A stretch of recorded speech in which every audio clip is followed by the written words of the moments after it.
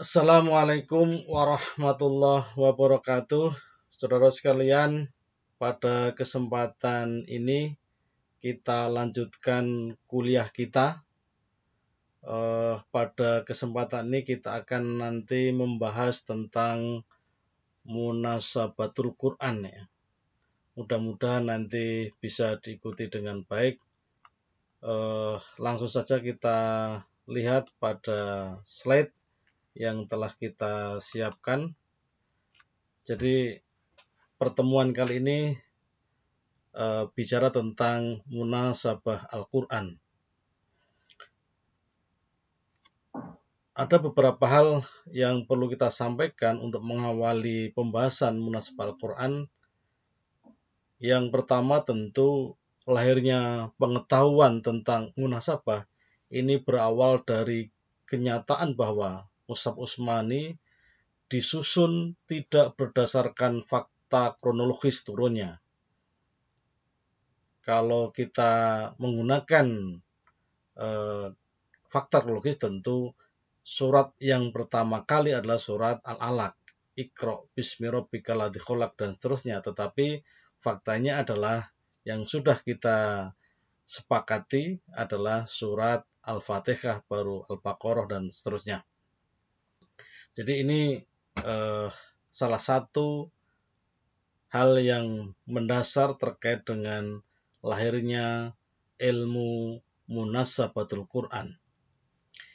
Yang kedua adalah adanya perbedaan pendapat di kalangan ahli tafsir bahwa apakah susunan ayat, susunan surat itu tauqifiyah atau ijtihadi.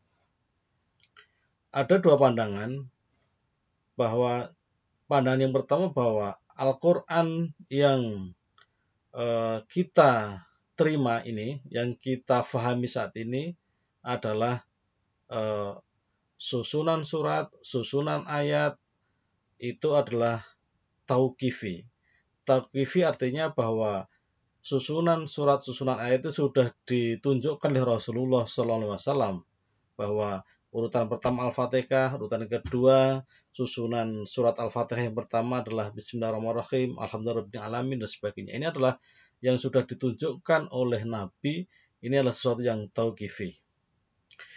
Ini pendapat ini didukung oleh salah satu di antaranya adalah Al-Qadhi Abu Bakar Ibnu Ambari, ada Al-Kirmani, ada Ibnu Hishar, dan sedangkan ulama yang berpandangan bahwa susunan Al-Quran, susunan ayat itu adalah ijtihadi, artinya merupakan hasil pemikiran para sahabat, para ahli Quran, yaitu ketika Al-Quran diturunkan dengan berbagai tempat, dengan berbagai ayat, dengan berbagai itu, kemudian beberapa ulama seperti Al-Malik, Ibnu Al-Faris itu adalah ijtihadi, artinya kesungguhan para sahabat yang mereka mendengarkan ayat-ayat dari Rasul, kemudian mereka tulis, mereka catat, kemudian lahirlah namanya mushaf, sama seperti yang tadi mushafnya Utsman bin Affan. Selanjutnya adalah bahwa mengumpulkan Al-Quran itu tidak didasarkan pada urutan-urutan berdasarkan maki dan madani. Misalkan surat Al-Fatihah, kemudian surat Al-Baqarah, kemudian surat-surat yang lain, ini adalah ditulis tidak berdasarkan kronologi tempat turunnya Makkiyah atau Madaniyah, tetapi tadi didasarkan pada tauqifiyah atau ijtihadiyah ini. Tapi kebanyakan ulama dan hampir mayoritas jumhur itu adalah bahwa Al-Quran ini susunan ayat, susunan surat itu tauqifiyah. Ini karena nanti akan didukung oleh ulama-ulama lain. Nah, kita lanjutkan pada selanjutnya adalah tentang apa sih sebenarnya munasabah itu. Nah, munasabah secara bahasa berasal dari kata nasabah yunasibu, munasabah atau munasabatan, yang artinya dekat, serupa, mirip, dan rapat.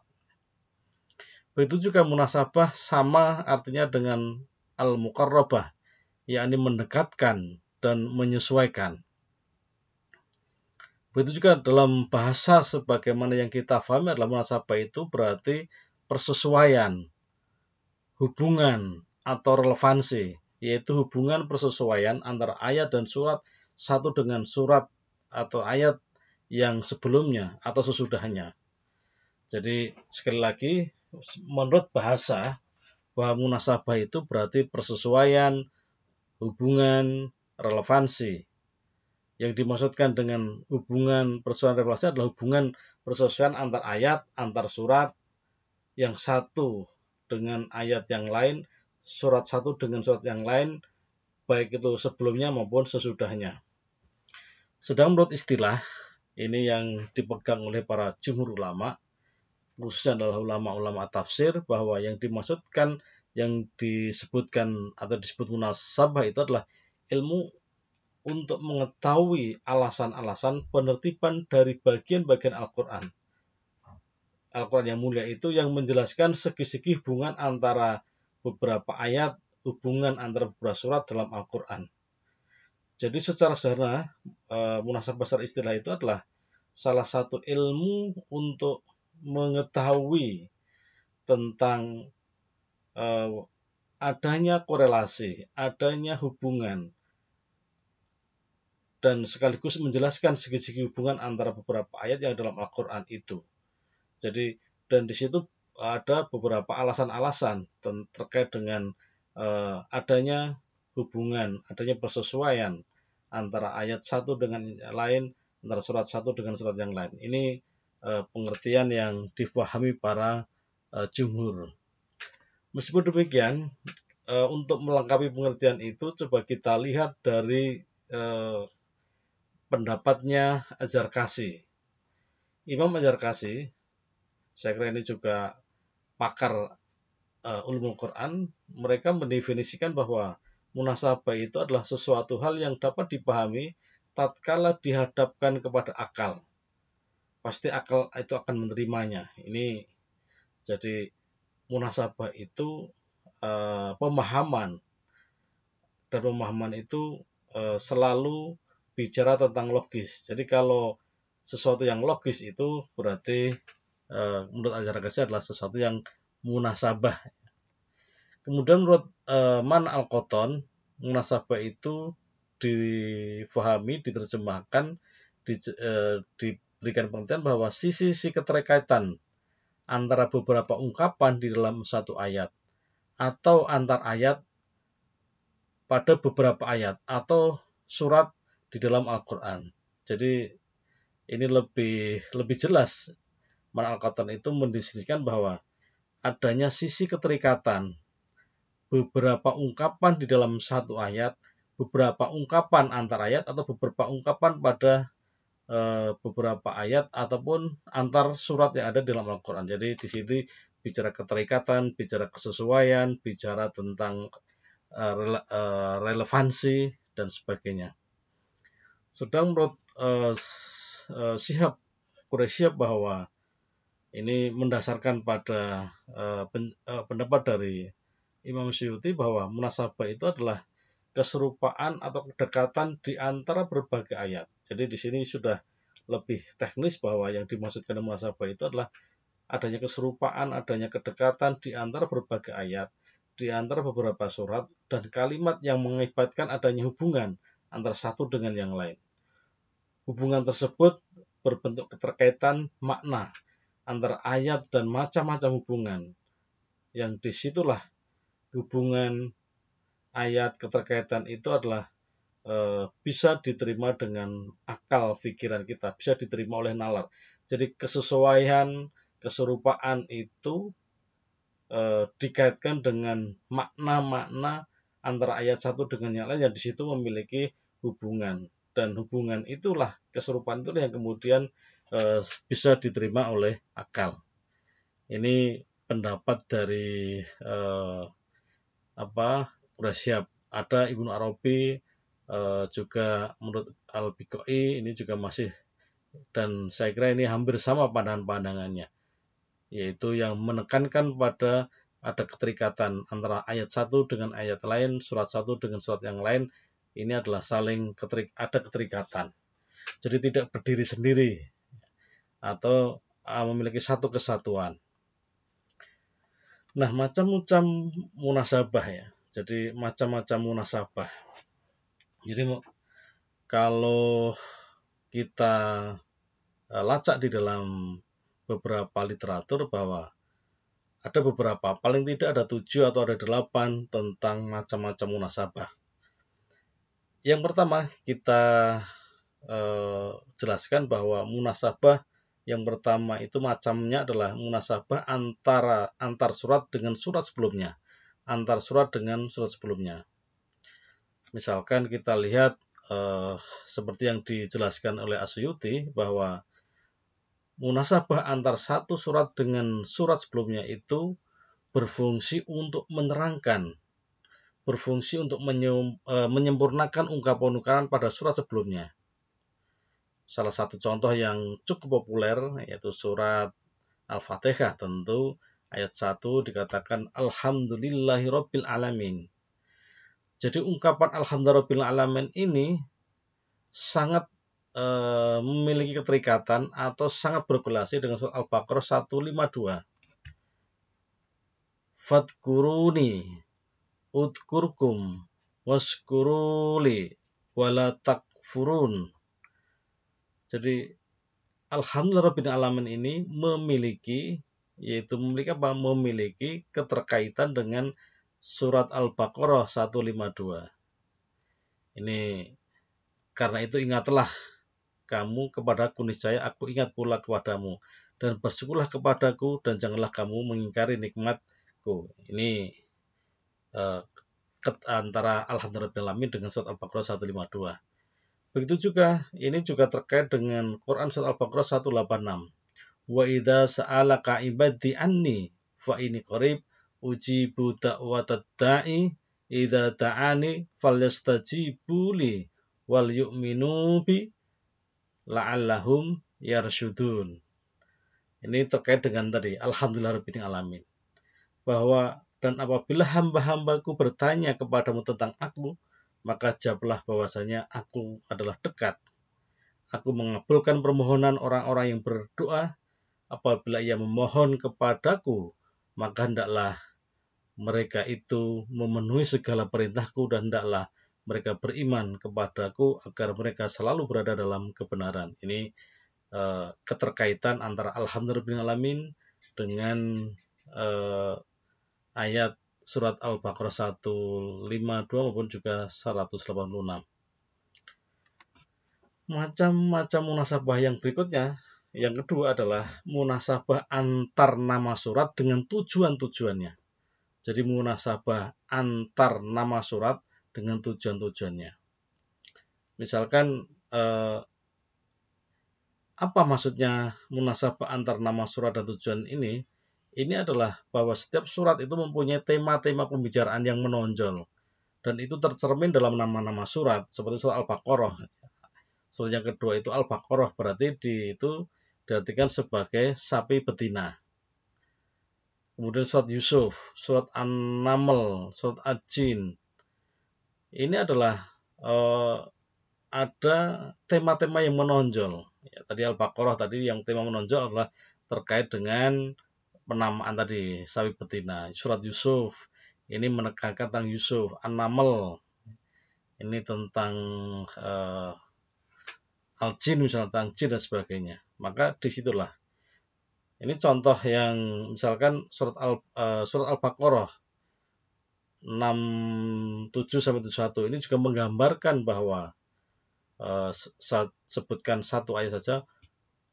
Bismillahirrahmanirrahim. Wa id qala Musa liqaumihi innallaha ya'murukum an tadbahu baqaratan qalu atattahiduna huzwa qala a'udzu billahi an akuna minal jahilin. Ya. Ini kata-kata Baqarah tadi, Baqaratan. Jadi ini misalkan dalam surat Al-Baqarah ini Ini contoh soal Al-Baqarah, ini adalah pembicaraan yang menonjol, ini tentang sapi, sebagaimana di ayat yang ke-67 sampai dengan 71. Artinya, dan ingatlah ketika Musa berkata kepada kaumnya, sesungguhnya Allah menyuruh kamu menyembelih seekor sapi betina. Tapi mereka berkata, apakah kamu tidak menjadikan kami buah ejekan? Kemudian Musa menjawab, aku berlindung kepada Allah sekiranya menjadi seorang dari orang-orang yang jahil. Ini cerita tentang bagaimana ketika orang Yahudi, umatnya Nabi Musa, suruh menyembelih sapi betina, tapi mereka menjawabnya, kemudian cara meresponnya, ini tentu tidak sesuai dengan apa yang difikirkan, apa yang diharapkan oleh Musa. Bahkan diperintahkan Nabi Musa itu diperintahkan untuk memohonkan kepada Rabb-mu, ya Musa, untuk kami agar dia menerangkan kepada kami sapi betina apakah itu.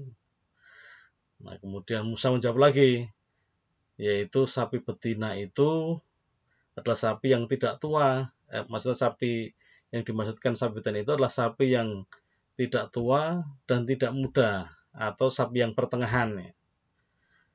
Maka kemudian diperintahkan, kerjakanlah apa yang diperintahkan kepadamu.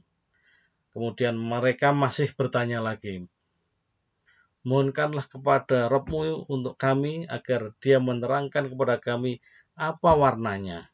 Ya, ini masih namanya orang Yahudi, mereka masih membantah. Terus begitu pertama. Maka inilah tema-tema yang menonjol di dalam Quran surat Al-Baqarah. Maka dikatakan tadi, disebutkan kalimat Baqaratan tadi. Ya, dari di atas dapat diambil kesimpulan bahwa Allah ini memberikan penjelasan-penjelasan itu sangat terkait dengan kekuasaan Tuhan, terkait dengan yang lain tema-tema tadi. Kemudian macam-macam munasabah yang ketiga adalah munasabah antar bagian suatu ayat. Jadi hubungan antar bagian suatu ayat. Nah, ini polanya ada beberapa pola. Misalkan munasabah antar bagian suatu ayat yang berpola pada perlawanan. Ini contohnya di Quran surat Al-Hadid ayat 4 yang berbunyi a'udzubillahi minasyaitonir rajim bismillahirrahmanirrahim waladzi khalaqas samawati wal arda fi sitatin ayyamin tsumma stawa 'alal 'arsy ya'lamu ma yaliju fil ardi wa ma yakhruju minha wa ma yanzilu minas sama'i wa ma ya'ruju fiha wa huwa ma'akum aina ma kuntum wallahu bima ta'maluna basyir. Ini ada beberapa kalimat, ada yaliju yang artinya masuk, ini berlawanan dengan kata yakhruju yang berarti keluar. Misalkan yang zilu turun, ini berlawanan dengan ya'ruju naik. Nah, maka terdapat korelasi perlawanan. Misalkan tadi contoh al-azab, ar-rahmah. Ini munasabah. Ini terkait dengan apa? Terkait dengan munasabah yang bersifat perlawanan. Ada juga munasabah antar ayat yang letaknya berdampingan. Munasabah antar ayat yang letaknya berdampingan. Nah, munasabah antar ayat berdampingan, ada yang jelas dan ada yang tidak jelas. Yang jelas menggunakan pola, yang jelas itu menggunakan pola takkid untuk menguatkan. Ada juga pola sebagai tafsir atau penjelas. Ada pola iktirad artinya bantahan. Ada pola tasdid penegasan. Dan ada yang juga berpola pada at-tanzir perbandingan dan sebagainya. Tadi ada perlawanan dan sebagainya. Nah, coba kita lihat bagaimana kemudian munasabah antar ayat yang letaknya berdampingan yang memiliki pola menguatkan. Kita lagi-lagi kita buat contoh yang paling gampang ya. Misalkan surat Al-Fatihah, Bismillahirrahmanirrahim, Alhamdulillahirabbil alamin. Dengan menyebut nama Allah yang Maha Pemurah lagi Maha Penyayang. Segala puji bagi Allah Tuhan semesta alam. Nah, ungkapan Rabbal Alamin pada ayat kedua sesungguhnya memperkuat kata Ar-Rahman dan Ar-Rahim pada ayat yang pertama. Ini saya kira mudah sekali dipahami bahwa salah satu polanya adalah tadi untuk memperkuat. Tadi dicontohkan Ar-Rahmanir Rahim itu sesungguhnya Ar-Rahman Rahim itu diperkuat oleh kalimat Alhamdulillahirabbil alamin. Misalkan kita lihat pada pola tafsir penjelas. Pola penjelas. Munasabah yang menggunakan pola penjelas. Saya kira ini yang sudah sering saya sampaikan di beberapa kesempatan. Ketika kita membaca Quran Surah Al-Baqarah, Dalikal kitabu la raiba fihi hudal lil muttaqin. Nah, jadi kitab ini tidak ada keraguan padanya dan Quran itu menjadi petunjuk bagi mereka yang bertakwa. Lah siapa yang bertakwa itu? Ini dijelaskan. Orang yang bertakwa itu adalah alladzina yu'minuna bil ghaibi wa yuqimunas sholata wa mimma razaqnahum yunfikun. Jadi yang dimaksudkan orang bertakwa itu yaitu orang-orang yang beriman kepada yang gaib, yang memberikan sholat dan menafkahkan sebagian rezeki yang kami anugerahkan kepada mereka. Ini namanya sebagai penjelas ayat. Kemudian dijelaskan misalkan lil muttaqin ini, maka nanti ayat berikutnya juga penjelasan dari karakter sifat-sifat orang-orang yang muttaqin. Nanti kita temukan setelah kata muttaqin, muslimin nanti kemudian dijelaskan. Nah, tadi kemudian munasabah yang menggunakan pola bantahan ya.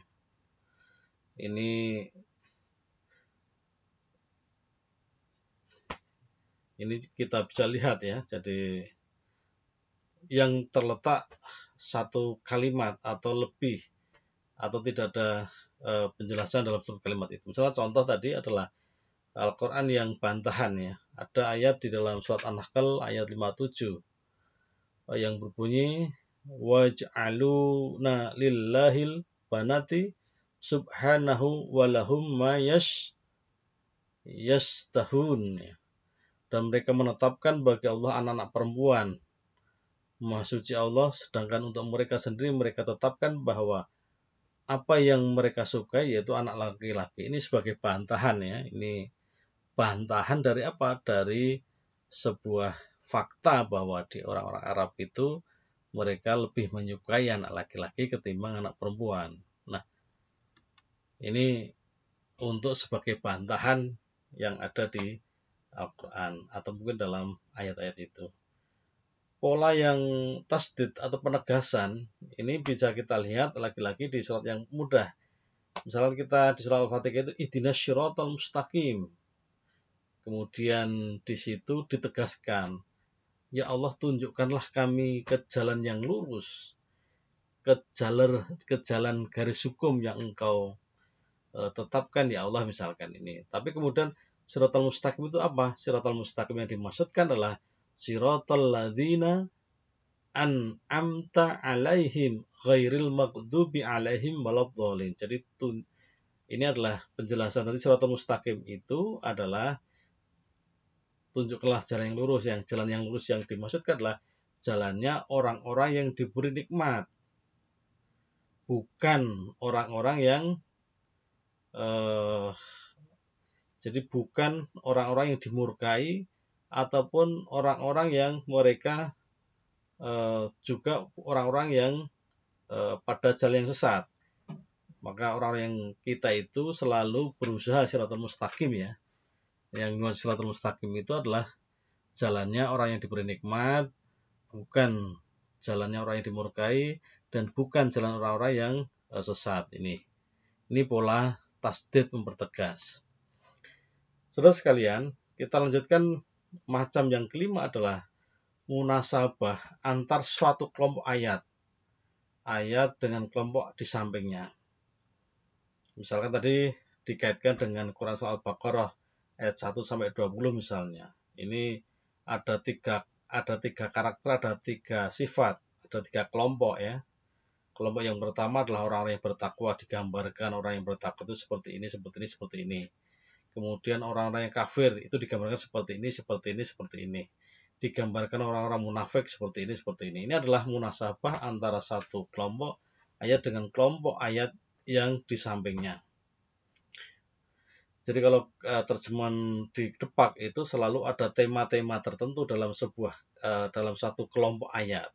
Oh, ini misalkan temanya ini, kemudian dijelaskan ayat ini, kemudian dan sebagainya. Ini saya kira bisa munasabah antar suatu kelompok ayat dengan kelompok ayat yang lain. Yang keenam adalah munasabah antar fasihah, pemisah ini, dan isi ayat. Jadi munasabah antar fasihah, pemisah. Saya kira ini munasabah dalam rangka untuk melihat apakah munasabah itu memiliki tujuan-tujuan tertentu. Nah, kalau memang tujuan-tujuan, salah satunya adalah tujuannya adalah untuk perkuat makna yang terkandung dalam satu ayat. Misalnya di dalam surat Al-Ahzab ayat 25 ini ada penjelasan ayatnya, a'udzubillahi minasyaitonir rajim, bismillahirrahmanirrahim, waradda lillahu waraddallahu alladzi kafaru bighaidihim lam yanalu khairan wa kafallahul mu'minina al-qitala wa kana Allaha qawiyyan aziza. Nah, ini penjelasan adalah bahwa dalam ayat tadi Allah menghindarkan orang-orang mukmin dari peperangan, bukan karena lemah, melainkan karena Allah Maha Kuat, Maha Perkasa. Jadi di sini adalah ada fasihah ada fasilah untuk membedakan di antara keduanya ini. Jadi ini agar kalau tadi sekali lagi kita baca ayatnya bahwa dan Allah menghalau orang-orang kafir itu dalam keadaan mereka penuh kejengkelan. Mereka tidak memperbolehkan keuntungan apapun dan Allah Maha Kuat lagi Maha Perkasa. Jadi sekali lagi penjelasannya ini adalah untuk menghindarkan orang-orang mukmin dari peperangan, bukan karena orang mukmin itu lemah, tapi melainkan karena ingin menunjukkan bahwa Allah itu kuat, Allah itu Maha Perkasa. Jadi ini fasihkah, ya, fasilah atau pemisah di antara kedua ayat tadi yang ada pemisahnya. Kemudian yang ketujuh adalah munasabah antar awal surat dengan akhir surat. Ini contohnya saya kira banyak sekali. Jadi hubungan antara awal surat dengan akhir surat. Ya.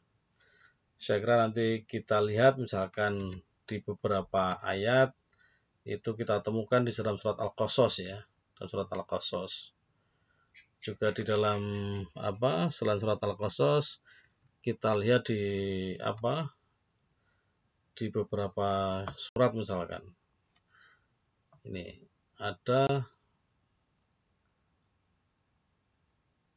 munasabah awal surat, ya. Jadi awal surat dengan akhir surat. Misalkan di dalam surat Al-Hadid itu bukan ini yang dimaksudkan ini. Misalkan di dalam surat Al-Hasr tadi, ya. Surat Al-Hasr ini, misalkan di dalam surat Al-Hasr ini ada di ayat pertama bicara sabahalillahi ma fis samawati wal ardi wa wal azizil hakim. Telah bertasbih kepada Allah apa yang ada di langit dan apa yang ada di bumi, dan dialah Maha Perkasa, Maha Bijaksana. Di dalam surat Al-Hasr ayat yang pertama itu bicara tentang tasbih. Nah, ini memiliki korelasi, memiliki hubungan dengan ayat yang terakhir tentang tasbih. Misalkan di surat yang terakhir, surat Al-Asr itu, wallahul khaliqul bari'il musyawwiru lahul asma'ul husna yusabbihu lahu ma fis samawati wal ardi wa wal azizul hakim, ya. Jadi dialah Allah yang menciptakan dan mengadakan, yang membentuk rupa, yang mempunyai asmaul husna, bertasbih kepada apa yang ada di langit dan apa yang di bumi, dan dialah Maha Perkasa lagi. Ini lagi-lagi terkait dengan tasbih. Kalau ayat pertama tadi bicara tasbih, ayat yang terakhir juga bicara tasbih. Ini Ini adalah hal yang saya kira penting untuk dipahami. Kemudian yang ketujuh adalah munasabah antara penutup satu surat dengan awal surat berikutnya. Ini kita contohnya di dalam surat Al-Hadid. Ini ayat yang pertama ini sesungguhnya ada keterkaitan dengan surat Al-Waqiah ya. Surat Al-Waqiah yang misalkan Sabahalillahi ma fis samawati wal ardi wa wal azizil hakim. Ini surat Al-Hadid ya. Ayat yang pertama. Nah, ini sesungguhnya juga bagian dari surat sebelumnya. Tadi karena ini bicara sebelumnya ya. Jadi munasabah antar penutup surat dengan awal surat berikutnya lah. Tadi yang penutupnya tadi ini surat Al-Waqiah. Fasabbih biismi rabbikal azim. Ini penutup. Ini ada kaitannya dengan surat Al-Hadid ayat pertama tadi sabahal lillahi ma fis samawati wal ardi wa wal azizil hakim. Ini sama-sama bicara tentang tasbih. Ini yang harus kita fahami bersama-sama. Jadi ini tadi munasabah antar awal surat dengan akhir surat yang sama. Nah, sekarang yang terakhir ini adalah munasabah antar penutup satu surat dengan awal surat berikutnya tadi. Sudah saya sampaikan tadi yang ke-8. Ini juga saling memperkuat ya.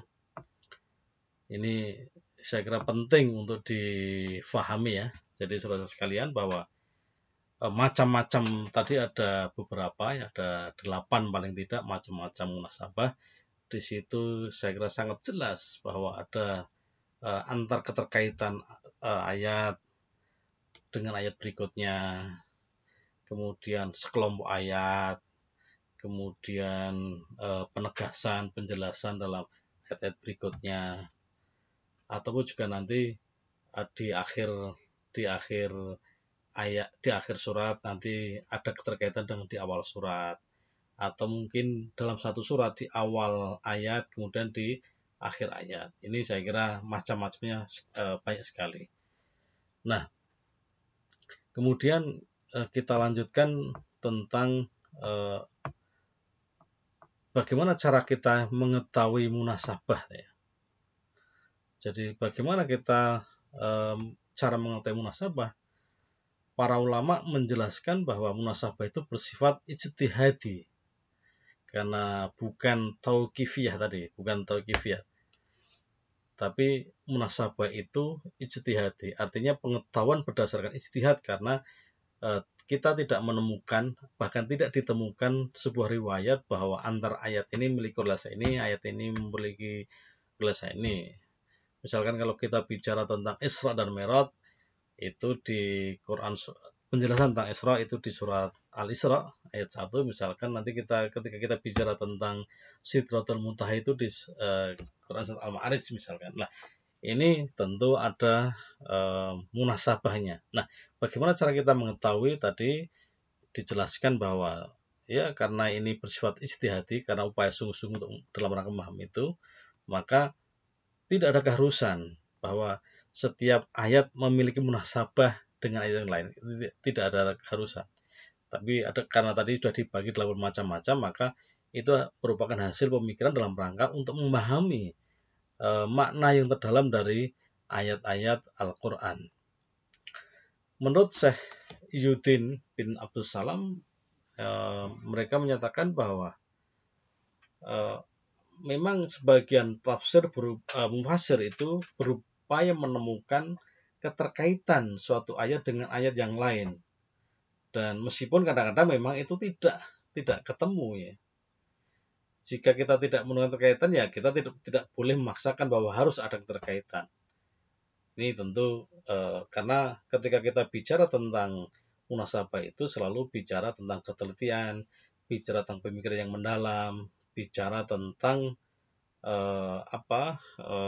bicara tentang kesungguhan-kesungguhan ketika kita memahami Al-Quran.